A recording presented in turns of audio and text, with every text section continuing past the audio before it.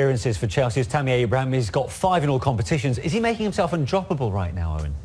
Undroppable. Timo Werner's undroppable, but I think he's making himself a really good squad player, and I think we got 15 last season. I don't think he gets enough credit for his overall game. I love the fact his size, and technically I think he's better than people give him credit for, and he's getting goals. But I think when Frank gets his best team nailed down, it'll be Ziyech on one side, Pulisic on the other, and then Werner through the middle, Havertz and Mount. I think that's going to be his best team. Kante, I thought, was brilliant again today. But Tammy is really important as a squad player for Chelsea. I think as well, Manish, Tammy now knows, Owen, he's got to get numbers. He's got to have goals. I think when you're a young player coming into to any team, particularly a big club, you want to make sure you're part of the team. You want to perform your role, your duty for the team. Now, as a striker, there's a time when you cross over into I need goals. Unless I score goals, I can't worry about what the boys do at the back. I can't worry about everything else for the team. Yeah. I've got to make sure I produce and I get goals. And I think he now realises to stay right at the focal point of Chelsea's attack, he's got to get his numbers. And he's doing it very well at the moment. If you compare that performance and result to the same fixture last season when Chelsea lost it in the dying moments, does that show us in a nutshell how far Chelsea have come in that time? It shows you how far Chelsea have come and how far Newcastle have come as well. I think because Newcastle today are very disappointed. The attitude, the mindset from the off was negative, and it went exactly, I think, as we kind of predicted today, that they weren't going to get anything out of it. But Chelsea they're going to be dangerous. They have got so many good options in those forward positions. If you think about any team when you're struggling in the Premier League, if you're thinking, normally when you're struggling, we can't score a goal. We haven't got enough pace in the forward areas. We haven't got attacking options. Chelsea have got it everywhere. Yeah. You know, even fullbacks flying into the last third. So it's just about now Frank keeping them all right, kind of keeping them happy as best he can, and letting them go and strut their stuff. They're very good. Let's have a look back at Chelsea's second goal, which Abraham scored. But what about Timo Werner's role in it, considering he missed a few chances before? Yeah, but I think the amount of chances, you know, he creates. I mean, look, that's what he gives you. He works so hard. He's pressing. They're just being too unselfish. Just shoot yourself. You know, I think when you see he's annoyed with himself that he is trying to square it because he realises he's got to shoot. But this is what he gives you that not many players have. Just this raw pace, Andy. I mean, honestly, I know Newcastle got to foul him or do something, but wow. I mean, that is brilliant. He's already running quickly, so he's already going fast now. But to go through the gate there, he's really motoring, and that is sensational play. That part of his game's improved, Andy. Right. The final pass, you know, the quality of it. You often see players when they travel that far, they get tired, don't they? Yeah. And play a poor pass, but is that his best position, Owen? Definitely off one side. Well, he developed under Julian Nagelsmann. Before he was just a number 9, and then he played played attackers, and he drifted in. And I think his overall game improved because they dominated so many games in terms of possession, like under Frank. And I think with Tammy in there, because of his presence, he gives them a different option. But I think when they get their best team, I think they'll play as a focal point off the top with 2 fabulous wingers, and I think Frank's got, as Andy said, some great options. As for Chelsea's opening goal, while it came off the shin or whichever part of Fernandez's body it was at the time, what about the build-up to it? Clever set piece that's been well drilled, well rehearsed. Any set play that's rehearsed still needs quality in the final ball. But you can see here they've got 3 on 2, so now it's about utilising it correctly. You'll see the offside line appear there on the back of Longstaff. So Mason Mount, bottom right of the screen, has got to get the other side of that line. Now he's onside. Give me the ball at the right time and I'll deliver. I mean, that's really good football. Fernandez should do better, Owen, there, shouldn't he? Yeah, he's got to find a way to clear. But I think credit the coaches for working that out. They realise that there'll be more bodies in the box expecting the cross.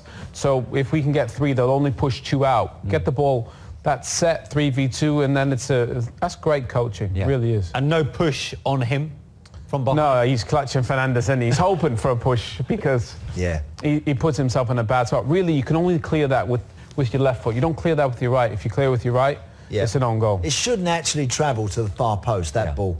It's not a cross that stood up to the far post. It's whipped across the 6-yard line. He's got to go meet it. Somebody somewhere in there should be getting that before it actually comes to Federico Fernandez. And in the end, as Owen says, he don't sort his feet out. And unfortunately prods it in his own net. So Chelsea have picked up where they left off before the international break, much to the delight, I assume, to their manager, Frank Lampard. Frank, congratulations. You've extended your run of unbeaten games to a dozen now, but if we're going to be ultra-critical, do you think you might have wrapped that one up a bit earlier? Yeah. It's always smoother on the bench for me and the staff when you do, but it can happen. Listen, I think we played well. It's not an easy game for us coming here against a very organised team. Great to get the early goal. That changes the aspects of it, but the second one was then so important, and we obviously had chances to get that earlier. And even after that, we can maybe score again. But you know, we can't have it all our own way. If there are days where you are not quite in front of goal, then we put the game away very well, I thought, in our professional performance. You say you can't have it all your own way, but you pretty much did in the first half. It was around 80% possession, but you maximised that and killed the game off. Yeah, I think we settled into that. I thought the first 20 minutes we were great because we had control and we had penetration. We had people running in behind. We were getting the side and making crosses. I think there's sometimes a danger of that sort of control that becomes comfort, which is dangerous. And we then turned it over a couple of times. So that was the message at half-time. They came out, to be fair, more positive in the second half. And I always felt that the real danger moments for us could be on transition and counter-attack, because Timo showed that 2 or 3 times in the first half, and then obviously he shows that for Tammy's goal. And is the word complacency applicable here in certain sense, in the fact that you were so dominant, it became easy? I think it can be human nature and a bit natural, and it's important for a group as up for us. If we want to get to where we want to be, then you have to accept, work on those moments when you do go ahead, but you don't get complacent, and you keep. As I said, penetration was the big thing to me, of having control but people still wanting to run. It's very easy to think, or come short to the ball. It's very easy to think, I'll play the safe pass. We had to keep making those more dangerous passes and the runs and the effort to get in there. And I think to a degree we did. It's not an easy game. I understand the players sometimes can become comfortable. It's little lessons where we can get it better. And sometimes it's just about getting a result after the international fixtures as well. By hook or by crook. Definitely, and we play well. We play well in patches, and the result is key in these games because the Premier League is tough, it's relentless, and after the break where we were playing well and everyone goes in their own directions and comes back, you try and get the message. You have to wake up early this morning and slap yourself and get out of bed and eat your pre-match, and that's fine. I thought they dealt with the challenge of the game very well today, to the lads, so I'm very pleased. But you can have a look at the top of the table and see Chelsea right there. That's going to be quite pleasing, even for a short while. It's pleasing, but I'm not going to get excited about being top of the table for 5 minutes. I think it's time to stay humble when you go top and know that it's a long race. Thanks very much, Frank. Cheers, thank you. Yeah, that smile says it all, really, from Frank Lampard. Andy, you just made a great point off while we were listening to Frank Lampard. Not many of their players were in top gear today. No. But they still came out comfortable winners. They didn't. They just had to have a good, solid team performance and then rely on a bit of magic and some real quality from the special players they've got.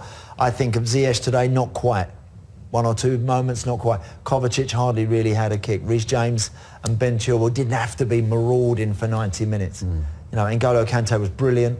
I thought Mason Mount played well, and Timo Werner had a kind of mixed day, but was still a massive threat. And Tammy Abraham was there to provide that all-important second goal. But really and truly, after a tough international break, Manish, that's kind of the perfect opponent and the perfect performance from Chelsea today. They've got through it pretty much unscathed, and I would think with plenty in the tank still. And after passing that test today, Owen, they've got Tottenham and a certain Jose Mourinho back at the bridge next.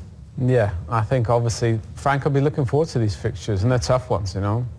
Tottenham, Leeds United, Everton, you know, all good sides. But I think when Frank gets his best team, his best starting 11, I think he's only really got 13 or 14 players that he thinks can make the difference.